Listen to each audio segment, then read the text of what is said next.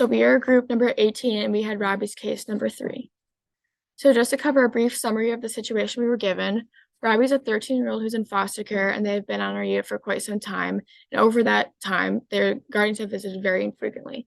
Whenever they are present, we notice that Robbie acts differently, and when they leave, Robbie is often in distress and requires consoling.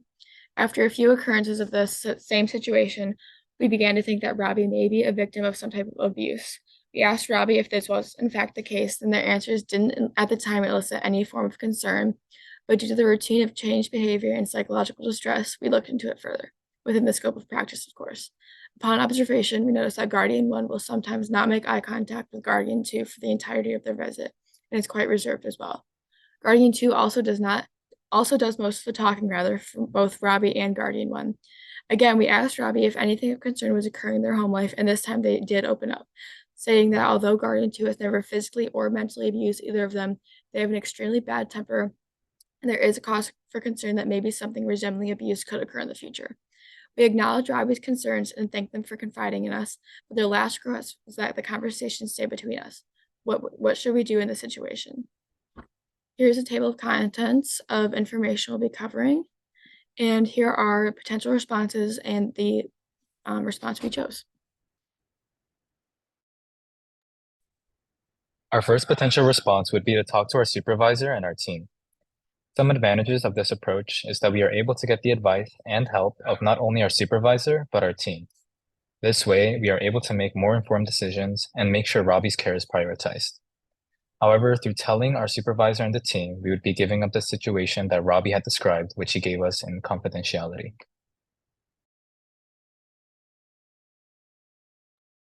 Our second potential response is to reach out to a child therapist while simultaneously contacting CPS. So the benefit of that is we would be prioritizing Robbie's mental health, which is obviously extremely important in cases of abuse, especially in this scenario where it seems the abuse could be psychological. And then CPS is equipped to handle these exact type of situations where there could be abuse in the foster home and can help with rehoming Robbie and providing other resources to help them. The disadvantage of this is that Robbie told us this information in confidentiality and we would be breaching that. However, we are mandated reporters, so we're required to report abuse if we suspect it. So a third potential response we could choose would be could maintain Robbie's confidentiality and continue to monitor the situation without speaking to anyone else about it. The advantage to this is that the patient's interest is in fact the primary focus, and confidentiality is not breached in that relationship. The disadvantage is that a potentially dangerous situation could continue or develop, ultimately hurting Robbie. Robbie may not be telling us the complete truth and could actually be enduring abuse at this current moment. For our chosen response, we ultimately combined potential responses 1 and 2. This included talking to a supervisor, finding a therapist, and contacting CPS. So now we're going to look at the positive consequences of our chosen response. In the case that we choose this chosen response, the good thing is that allowing us to talk to a supervisor gives us the opportunity to confide in someone else. That helps take pressure off of us as a nurse and helps us confide in someone else when it comes to decision making and bouncing ideas off of one another. The second positive consequence is that Robbie will potentially open up to a therapist. This means that Robbie will receive the mental health support that they need, and we are also likely to gain more insight onto Robbie's situation. Lastly, CPS knows how to deal with such situations because they're trained in this aspect, and hopefully Robbie would be placed in a safer and healthier home environment. There are also possible negative consequences to this chosen response. Number 1 is that Robbie loses trust in us after finding out that we didn't keep their secret. This could also spiral into larger issues if Robbie loses trust in the healthcare system in general. Secondly, in the case that Robbie is rehomed, there will always be a period of adjustment. There's also the chance that Guardian 2 could focus all the abuse on Guardian 1. Lastly, if Robbie is not rehomed, Guardian 2 could become more angry and the home situation could become worse for Robbie. So in conclusion, our desired outcomes for this scenario is that Robbie is, number 1, able to go back to a safe home environment. Ideally, we'd help Robbie smoothly transition too. Second, we'd hope that Robbie's mental health improves through talking to his therapist. And lastly, we want to equip Robbie with the skills so that in the future they can set healthy boundaries and know how they should be treated. So next we're going to talk about how we use the code of ethics to come to our decision. So the first provision we used was provision 1.2, relationships with patients, and it states that when patient choices are risky, nurses must address the behavior. So Robbie's choice is for us to maintain confidentiality. However, we do believe that this decision is risky. It's possible that Robbie might not be telling us the whole situation, and there is a high potential for abuse in the future. So we have to address this behavior by reporting Robbie's case. This also goes along with provision 2.1, primacy of patients' interests. Our main priority, of course, is keeping Robbie safe, and this includes balancing maintaining confidentiality and reporting their case to the necessary authorities. We also felt provision 2.3, collaboration, is important.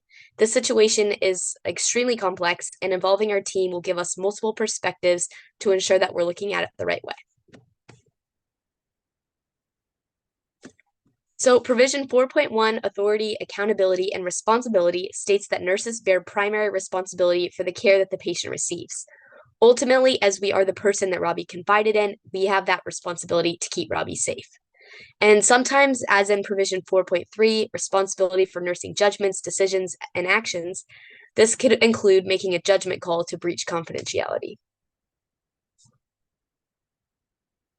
Our decision can be refuted by provisions 1.4, right to self-determination, which states that the patient has the moral and legal right to autonomy, as well as 3.1, privacy and confidentiality, which states that the patient has the right to control access to and disclosure and non-disclosure of information pertaining to oneself. Of course, Robbie should have the right to decide what they want to do and what happens with the information that they give us. Robbie clearly stated that they do not want us to take any actions. However, Robbie is a minor, and the exception to this case is mandatory reporting regarding abuse, which we will be discussing more in depth later in the presentation. Next, we'll be talking about social determinants of health, implicit bias, and cultural humility and how that works into this scenario. So starting with social determinants of health, the big umbrella term here is the foster care system itself. Being in foster care, we're looking at the affordability of care, the home environment, the potential for abuse, the access to resources, education, mental health, etc. All of these are put into jeopardy when somebody is in the foster system because we don't know what they have access to now, and what they could or could not have access to in the future. So we have to keep in mind being in the foster care system is determining their place in society. It's determining what their home environment is. It's determining so many factors in their life that can affect how they receive healthcare, if they want to receive healthcare, and sort of things like that.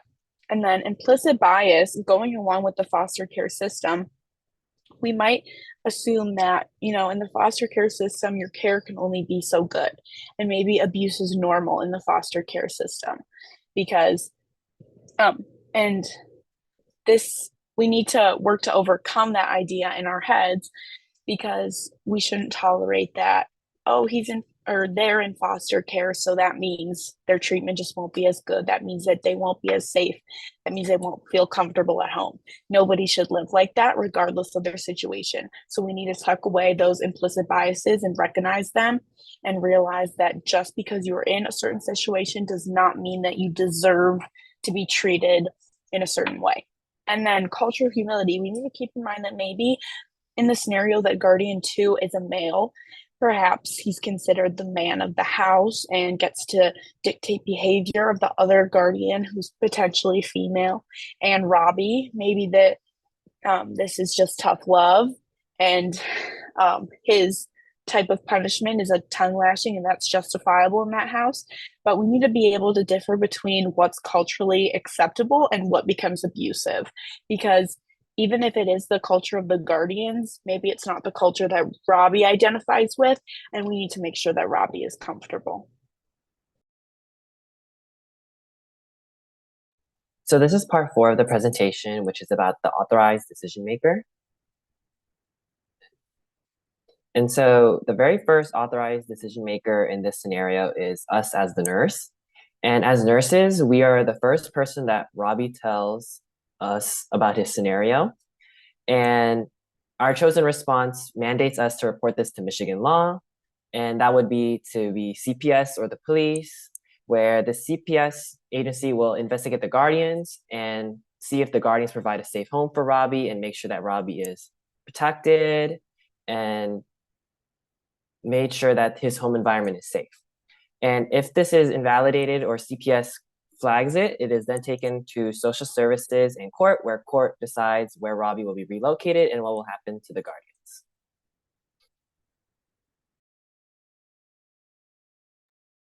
So for part 5, we go over conflicting beliefs and conflicting obligations. So we identified some belief structures that could complicate Robbie's care and the course of action, such as how the practitioner might define abuse. This kind of ties into the cultural humility and what's considered normal. There was also some beliefs about what might be best for Robbie, and if Robbie was removed from the home, like would that be uprooting Robbie from the current life that he's living? And that would be up to the practitioner's interpretation. Another thing that can complicate care is the nurse's personal experience with abuse, if they have any experiences that might lead to. There's also a conflicting belief with the patient that the parent's behavior is acceptable. We also identified some professional obligations that could complicate the treatment plan and course of action as well. These responsibilities include respecting Robbie's wishes, looking out for Robbie's safety and interests, which those two kind of conflict. We also look out for the hospital's safety and interests. We're also obligated to follow the law, which includes mandatory reporting. And something else that could complicate the course of action and Robbie's care plan is what social services do and how they interpret this.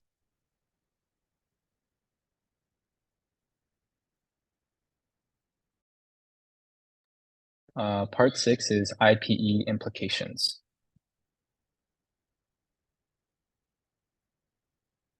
IPE, the first profession we would talk to would be CPS. Contacting CPS would be important to make sure that the guardians aren't stepping out of their legal lines, such as abusing Robbie, mentally or physically.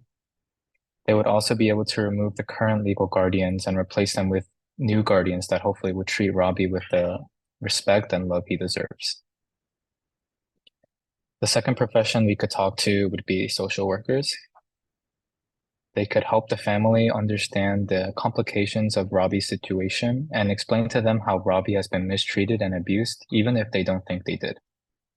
Robbie could also talk to CPS and tell people around him, like teachers and workers, about his situations and problems and confide in them to help him. The last profession we would talk to would be child therapists, mental health counselors, or psychiatrists. They would be able to help Robbie recover mentally after the abuse. He not only needs to adjust in the hospital while he's being treated. He needs to either adjust to a new home or his old home if his old guardians went through a proper plan to combat their high risk of mental or physical abuse. In this way, we can reflect on the importance of IPE and how collaborating together can greatly improve the quality of care that a patient can receive.